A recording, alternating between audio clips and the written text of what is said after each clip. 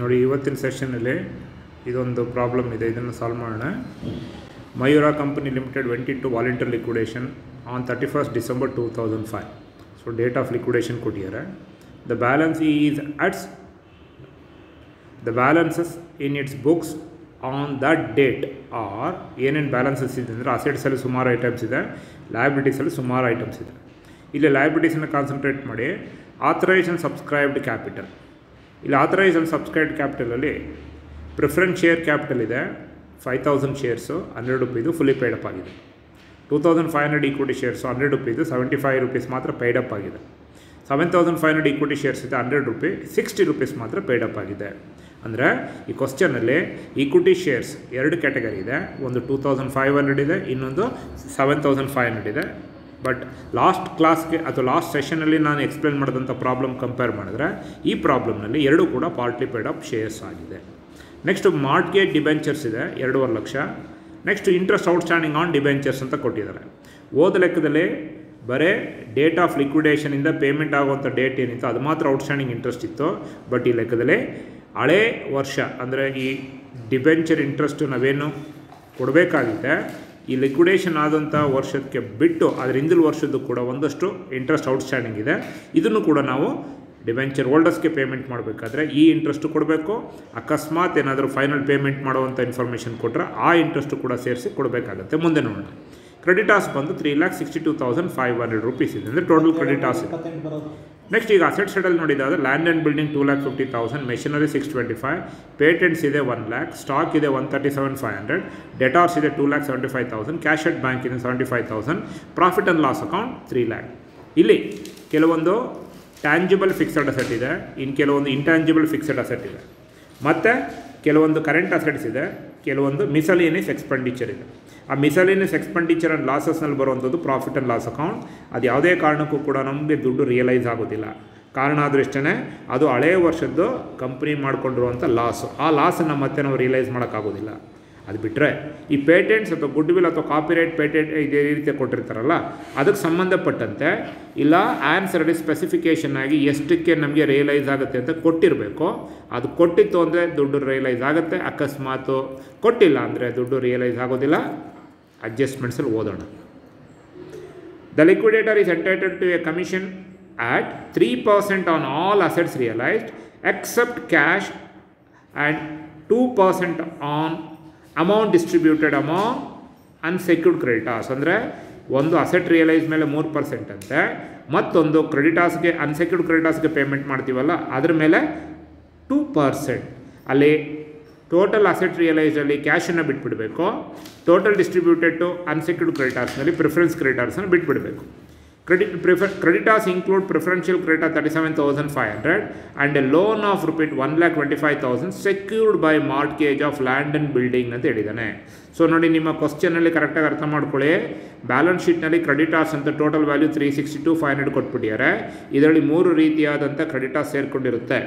ಒಂದು secured creditors minus ಮಾಡ್ಕೋಬೇಕು, ಎರಡನೇದು ಪ್ರಿಫರೆನ್ಷಿಯಲ್ ಕ್ರೆಡಿಟಾರ್ಸ್ ಮೈನಸ್ ಮಾಡ್ಕೋಬೇಕು, ಉಳಿದದ್ದು ಮಾತ್ರ ಅನ್ಸೆಕ್ಯೂರ್ಡ್ ಕ್ರೆಡಿಟಾರ್ಸ್ ಆಗುತ್ತೆ. ಅದರ ಮೇಲೆ ನಾವೇನು ಕೊಡಬೇಕಾಗತ್ತೆ, ರೆಮ್ಯುನರೇಷನನ್ನು ಕೊಡಬೇಕಾಗತ್ತೆ. ಕೆಳಗಡೆ ಇರುತ್ತೆ, ನೋಡ್ಕೊಳ್ಳೋಣ ಸೊಲ್ಯೂಷನ್. ಸೆಕ್ಯೂರ್ಡ್ ಕ್ರೆಡಿಟಾರ್ಸ್ಗೆ ನಾವು ಕೊಟ್ಟಿರುವಂಥ ಅಸೆಟ್ ಯಾವುದಪ್ಪ ನಾವು ಶ್ಯೂರಿಟಿಯಾಗಿ ಕೊಟ್ಟಿದ್ದೀವಿ ಅಂದರೆ ಲ್ಯಾಂಡ್ ಆ್ಯಂಡ್ ಬಿಲ್ಡಿಂಗ್ನ ಕೊಟ್ಟಿದ್ದೀವಿ. ಪ್ರಿಫರೆನ್ಸ್ ಡಿವಿಡೆಂಡನ್ನು 2 ವರ್ಷಕ್ಕೆ ಡಿವಿಡೆಂಡ್ ಅರಿಯರ್ಸ್ ಇದೆ, ಅದನ್ನು ನಾವು ಸೇರಿಸಿ ಕೊಡಬೇಕಾಗತ್ತೆ. ಯಾವ್ಯಾವ್ದು ಅಸೆಟ್ ಎಷ್ಟಕ್ಕೆ ಮಾರ್ತಾ ಇದ್ದೀವಿ ಅಂತ ಮಾಹಿತಿ ಕೊಟ್ಟಿದ್ದಾರೆ ನೋಡ್ಕೊಳ್ಳಿ. ಲ್ಯಾಂಡ್ ಆ್ಯಂಡ್ ಬಿಲ್ಡಿಂಗ್ 3 lakhಗೆ ಸೇಲ್ ಆಗಿದೆ, ಮೆಷಿನರಿ 5 lakhಗೆ ಸೇಲ್ ಆಗಿದೆ, ಪೇಟೆಂಟ್ 75,000 ಸೇಲ್ ಆಗಿದೆ, ಸ್ಟಾಕ್ 1,50,000 ಸೇಲ್ ಆಗಿದೆ. ಅದು ಬಿಟ್ಟರೆ ಡೆಟಾರ್ಸ್ 2 lakhಗೆ ಸೇಲ್ ಆಗಿದೆ. ನೆಕ್ಸ್ಟು ಲಿಕ್ವಿಡೇಷನ್ ಎಕ್ಸ್ಪೆನ್ಸಸ್ ಬಂದು ₹27,250 ಇದೆ. ಸೊ ಈಗ ಈ ಕ್ವಶ್ಚನ್ಗೆ ನಾವು ಸೊಲ್ಯೂಷನ್ನ ನಾವು ಕಲ್ತ್ಕೊಂಡಿದ್ದಾದರೆ ನೋಡಿ, ಇಲ್ಲಿ ಫಸ್ಟು ನಾವು ಟೋಟಲ್ ಅಸೆಟ್ಸ್ ರಿಯಲೈಸ್ ಯಾವುದು ಅನ್ನೋದನ್ನು ತೊಗೊಂಡು amount realised on the sale of assets given a security. So ಇಲ್ಲಿ ಲ್ಯಾಂಡ್ ಆ್ಯಂಡ್ ಬಿಲ್ಡಿಂಗ್ನ ಸೆಕ್ಯೂರಿಟಿಯಾಗಿ ಕೊಟ್ಟಿದ್ದೀವಿ, ಅದು ನಮಗೆ ರಿಯಲೈಸ್ ಆಗಿರೋದು ₹3 lakh ಪೇಮೆಂಟ್ ಮಾಡ್ಕೊಳ್ಳೋಣ. ಯಾಕಂದರೆ ಅವರಿಗೆ ನಾವು ಕೊಡಬೇಕಾಗಿರುವಂಥದ್ದು 1,25,000, ಬಂದಿರೋ ದುಡ್ಡು 3 ಲಕ್ಷ. ಪೇಮೆಂಟ್ ಮಾಡೋ ಸಂದರ್ಭದಲ್ಲಿ 3 ಲಕ್ಷ ಕೊಡಬೇಕಾ ಅಥವಾ 1.25 ಕೊಡಬೇಕು ಅನ್ನೋ ಪ್ರಶ್ನೆ ಬರುತ್ತೆ. ವಿತ್ ಯುವರ್ ಕೈಂಡ್ ಇನ್ಫಾರ್ಮೇಷನ್ ನಿಮ್ಗೆ ಅರ್ಲಿಯರ್ ಸೆಷನ್ಸ್ನೆಲ್ಲ ನಾನು ಹೇಳಿದ್ದೀನಿ, ನಮಗೆ ಸೇಲ್ ಆಗಿರೋಂಥ ಅಸೆಟ್ ವ್ಯಾಲ್ಯೂ ಜಾಸ್ತಿ ಇದ್ದು ಪೇಮೆಂಟ್ ಏನಾದರೂ ಕಡಿಮೆ ಪೇಮೆಂಟ್ ಮಾಡಬೇಕು ಅಂದರೆ ಕಡಿಮೆ ಮಾತ್ರ ಪೇಮೆಂಟ್ ಮಾಡಬೇಕು, ಪೇಮೆಂಟ್ ಬಂದಾಗ ತಿಳ್ಕೊಳ್ಳೋಣ. ಬೇರೆ ಅಸೆಟ್ಸನ್ನು ಎಷ್ಟೆಷ್ಟಕ್ಕೆ ಮಾರ್ತಾ ಇದ್ದೀವಿ ಅನ್ನೋದನ್ನು ಕೊಟ್ಟಿದ್ದಾರೆ.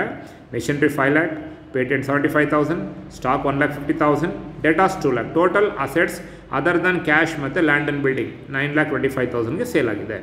ಕ್ಯಾಶ್ ಬ್ಯಾಲೆನ್ಸ್ 75,000 ಇದೆ. ಪೇಮೆಂಟ್ ಮಾಡ್ಕೊಂಬರೋಣ. ಸೆಕ್ಯೂರ್ಡ್ ಕ್ರೆಡಿಟಾರ್ಸ್ಗೆ ಫಸ್ಟ್ ನಾವು ಕೊಡಬೇಕಾಗಿರುವಂಥದ್ದು 1,25,000. ನೆಕ್ಸ್ಟ್ ಲೀಗಲ್ ಎಕ್ಸ್ಪೆನ್ಸಸ್ ಈ ಲೆಕ್ಕದಲ್ಲಿ ಇಲ್ಲ. ಲಿಕ್ವಿಡೇಟರ್ ರೆಮ್ಯುನರೇಷನ್ ಈ ಕ್ವಶ್ಚನಲ್ಲಿ 2 ರೀತಿಯಾದ ರೆಮ್ಯುನರೇಷನ್ ಇತ್ತು. ಒಂದು ಅಸೆಟ್ ರಿಯಲೈಸ್ ಮೇಲೆ, ಇನ್ನೊಂದು ಅನ್ಸೆಕ್ಯೂರ್ಡ್ ಕ್ರೆಡಿಟಾರ್ಸ್ಗೆ ಪೇಮೆಂಟ್ ಮಾಡೋದ್ರ ಮೇಲೆ. ಇಲ್ಲಿ ಅಸೆಟ್ಸ್ ರಿಯಲೈಸ್ಡ್ ಆಗಿರುವಂಥದ್ದು ಯಾವುದನ್ನು ಬಿಟ್ಬಿಡ್ಬೇಕಪ್ಪ ಅಂದರೆ ಕ್ಯಾಶನ್ನು ಬಿಟ್ಟು ಬಾಕಿ ಎಲ್ಲ ತೊಗೋಬೇಕು. ಟೋಟಲ್ 13 ಲಕ್ಷ, ಅದರಲ್ಲಿ ಕ್ಯಾಶ್ 75,000 ಬಿಟ್ಬಿಡಬೇಕು. ಇನ್ನೂ ಉಳಿದಂತೆ 12,25,000 ಮೇಲೆ 3% 36,750 ರೂಪೀಸ್ ಬರುತ್ತೆ. ನೆಕ್ಸ್ಟ್ ಪ್ರಿಫರೆನ್ಷಿಯಲ್ ಕ್ರೆಡಿಟಾರ್ಸ್ಗೆ ರೆಮ್ಯುನರೇಷನ್ ಕೊಡಬೇಡಿ ಅಂತ ಹೇಳಿದ್ದಾರೆ, ಹಾಗಾಗಿ ಅದ್ರ ಮೇಲೆ ರೆಮ್ಯುನರೇಷನ್ ಕ್ಯಾಲ್ಕುಲೇಟ್ ಮಾಡಿಲ್ಲ. ಅನ್ಸೆಕ್ಯೂರ್ಡ್ ಕ್ರೆಡಿಟಾರ್ಸ್ಗೆ ನಾವು ಪೇಮೆಂಟ್ ಎಷ್ಟು ಮಾಡಬೇಕು ಅನ್ನೋದು ನಮ್ಗೆ ಈಗಲೇ ಗೊತ್ತಿರೋದಿಲ್ಲ.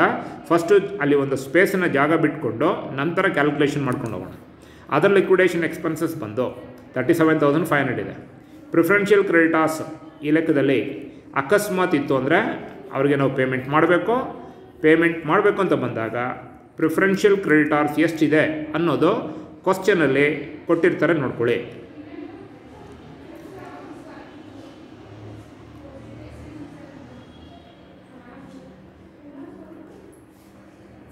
ಕ್ವಶ್ಚನಲ್ಲಿ ಹೇಳಿರೋ ಪ್ರಕಾರ 37,500 ರೂಪೀಸ್ ಪ್ರಿಫರೆನ್ಷಿಯಲ್ ಕ್ರೆಡಿಟಾರ್ಸ್ ಇದೆ. ಸೊ ಫಸ್ಟ್ ಅದನ್ನು ನಾವು ಪೇಮೆಂಟನ್ನು ಮಾಡ್ಕೋತೀವಿ. 37,500 ರೂಪೀಸನ್ನು ಪೇಮೆಂಟ್ ಮಾಡ್ಕೋತೀವಿ. ಇದು ಪ್ರಿಫರೆನ್ಷಿಯಲ್ ಕ್ರೆಡಿಟಾರ್ಸ್ಗೆ ಕೊಡಬೇಕಾಗಿರೋ ರೆಮ್ಯುನರೇಷನ್. ಇದಾದಮೇಲೆ ಡಿಬೆಂಚರ್ ಹೋಲ್ಡರ್ಸ್ಗೆ ಪೇಮೆಂಟ್ ಮಾಡಬೇಕು. ಸರಿಯಾಗಿ ನೋಡಿ, ಅಬ್ಸರ್ವ್ ಮಾಡಿ ಆನ್ಸರ್ನ. 5% ಮಾರ್ಕೆಟ್ ಡಿಬೆಂಚರ್ಸ್ಗೆ ನಾವು ಕೊಡಬೇಕಾಗಿರೋಂಥ ಅಸಲು 2.5 ಲಕ್ಷ. ಇಲ್ಲಿ ತನಕ ಬ್ಯಾಲೆನ್ಸ್ ಶೀಟ್ ಒಳಗಡೆ ಕೊಟ್ಟಿರುವಂಥ ಔಟ್ಸ್ಟ್ಯಾಂಡಿಂಗ್ ಇಂಟ್ರೆಸ್ಟ್ 12,500. ಅದಾದ ನಂತರ ಏನಾದರೂ ಡೇಟ್ ಆಫ್ ಲಿಕ್ವಿಡೇಷನ್ ಮತ್ತು ಪೇಮೆಂಟ್ ಆಫ್ ಲಾಸ್ಟ್ ಪೇಮೆಂಟ್ ಏನಾದ್ರು ಕೊಟ್ಟಿತ್ತು ಅಂದರೆ ಅದ್ರ ಮೇಲೂ ಔಟ್ಸ್ಟ್ಯಾಂಡಿಂಗ್ ಇಂಟ್ರೆಸ್ಟ್ನ ತೊಗೋಬೇಕಿತ್ತು. ಈ ಕ್ವಶ್ಚನಲ್ಲಿ ಪೇಮೆಂಟ್ ಮಾಡ್ತಾ ಇರೋ ಡೇಟ್ ಇಲ್ಲದೇ ಇರೋದಕ್ಕೋಸ್ಕರ 2,50,000 ಜೊತೆಗೆ 12,500 ರೂಪಾಯಿ ಸೇರಿಸ್ಕೊಂಡು 2,62,500 ಪೇಮೆಂಟ್ ಮಾಡಬೇಕಾಗತ್ತೆ. ನೆಕ್ಸ್ಟು ಅನ್ಸೆಕ್ಯೂರ್ಡ್ ಕ್ರೆಡಿಟಾರ್ಸ್ಗೆ ಪೇಮೆಂಟ್ ಮಾಡ್ಕೋಬೇಕು. ಸೊ ಅನ್ಸೆಕ್ಯೂರ್ಡ್ ಕ್ರೆಡಿಟಾರ್ಸ್ ಬಂದು ಲೆಕ್ಕದಲ್ಲಿ 2 lakh ರೂಪೀಸ್ ಇದೆ. ಪೇಮೆಂಟ್ ಮಾಡ್ಕೊಳ್ಳೋಣ. 6% ಪ್ರಿಫರೆನ್ಸ್ ಶೇರ್ ಕ್ಯಾಪಿಟಲ್, ನಾವು ಅವ್ರಿಗೆ ಕೊಡಬೇಕಾಗಿರುವಂಥ ಹಣ 5 ಲಕ್ಷ, ಅದು ಅಸಲು. ಕ್ವಶ್ಚನ್ ಹೇಳಿದ್ದೇನೆ ಅರಿಯರ್ಸ್ ಆಫ್ ಡಿವಿಡೆಂಟ್, 2 ವರ್ಷದ ಡಿವಿಡೆಂಟ್ ಅರಿಯರ್ಸ್ ಇದೆ ಅಂತ. ಸೊ ಆ ಅಮೌಂಟ್ ಮೇಲೆ 5 lakh ರೂಪೀಸ್ ಮೇಲೆ @6% ಫಾರ್ ದ 2 years ನೀವು ಕ್ಯಾಲ್ಕುಲೇಟ್ ಮಾಡ್ಕೋಬೇಕಾಗತ್ತೆ. ಅದು 60,000 ಬರುತ್ತೆ. ಸೊ ಟೋಟಲ್ ಅಮೌಂಟ್ನ ಕಟ್ಟಬೇಕಾಗಿರುವಂಥದ್ದು ಪ್ರಿಫರೆನ್ಸ್ ಶೇರ್ ಹೋಲ್ಡರ್ಸ್ಗೆ ಪೇಮೆಂಟ್ ಮಾಡುವಂಥದ್ದು 5,60,000 ರೂಪಿ. ಇದಾದ ನಂತರ ನಿಮಗೆ ಕ್ವಶ್ಚನಲ್ಲಿ ನೋಡಿದ್ದಾದರೆ ಈಕ್ವಲೈಸೇಷನ್ ಕ್ಲೇಮ್ ಮಾಡ್ಕೋಬೇಕು.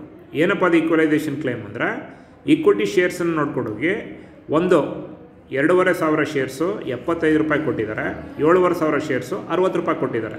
ಸೊ ಈ 2,500 ಶೇರ್ಸ್ನವ್ರು ಏನಪ್ಪ ಮಾಡಿದ್ದಾರೆ ಅಂದರೆ 15 ರೂಪೀಸ್ ಎಕ್ಸಸ್ ಕೊಟ್ಬಿಟ್ಟಿದ್ದಾರೆ. ಯಾರು ಕಂಪೇರ್ ಮಾಡಿದ್ರೆ ಈ 7,500 ಶೇರ್ಸ್ನ ಕಂಪೇರ್ ಮಾಡಿದ್ರೆ ಫಸ್ಟ್ ಉಳಿದಿರೋ ದುಡ್ಡಿನಲ್ಲಿ ಅವರಿಗೆ 15 ರೂಪಾಯಿ ಎಕ್ಸಸ್ ಏನು ಕೊಟ್ಟಿರ್ತಾರೆ ಅದನ್ನು ಪೇಮೆಂಟ್ ಮಾಡಿಬಿಡಬೇಕು. ಸೊ ಅದನ್ನು ನಾನು ಬರ್ಸಿರ್ತೀನಿ ನೋಡಿ ಇಲ್ಲಿ. ಈಕ್ವಲೈಸೇಷನ್ ಕ್ಲೈಮ್ಸ್ ಎಷ್ಟಪ್ಪ ಅಂದರೆ ಆ 75 ರೂಪಾಯಿ ಪೇಡಪ್ ಆಗಿರೋಂಥ ನಂಬರ್ ಆಫ್ ಶೇರ್ಸ್ಗೆ 15 ರೂಪಾಯಿ ಅಂತ ನಾವು ಪೇಮೆಂಟ್ ಮಾಡಿಬಿಡ್ತೀವಿ. 37,560 ರೂಪಾಯಿ ಬರುತ್ತೆ. ಇನ್ನು ಉಳಿದಂತೆ ಏನು ದುಡ್ಡು ಉಳಿಯುತ್ತೆ ಅದನ್ನು ಎಲ್ಲ ಶೇರ್ ಹೋಲ್ಡರ್ಸ್ಗೂ 36,750 ಉಳಿದಿರೋದನ್ನು ನಾವು ಡಿಸ್ಟ್ರಿಬ್ಯೂಟ್ ಮಾಡ್ಕೊಬೇಕಾಗತ್ತೆ. ಒಂದು ಶೇರಿಗೆ ಎಲ್ಲರಿಗೂ 7,500 ಶೇರ್ಸ್ನವ್ರಿಗೂ 2,500 ಶೇರ್ಸ್ನವ್ರಿಗೂ ಎಲ್ಲ ಈಕ್ವಲ್ ಆಗಿರ್ತಾರೆ. ಅವರಿಬ್ಬರಿಗೂ ಕೂಡ ನಾವು ಹಂಚಿದಾಗ ಒಂದು ಶೇರಿಗೆ ₹3.67 ದುಡ್ಡು ಸಿಕ್ಕತ್ತೆ. ಇದು ನಿಮ್ಮ ಈ ಸಂದರ್ಭದಲ್ಲೇ ಈ ಪ್ರಾಬ್ಲಮ್ಗೆ ಸೊಲ್ಯೂಷನ್.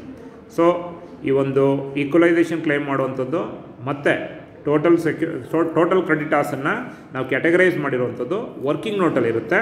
ಒಂದು ಸಾರಿ ಕಾನ್ಸಂಟ್ರೇಟ್ ಮಾಡ್ಕೊಳ್ಳಿ. Thank you.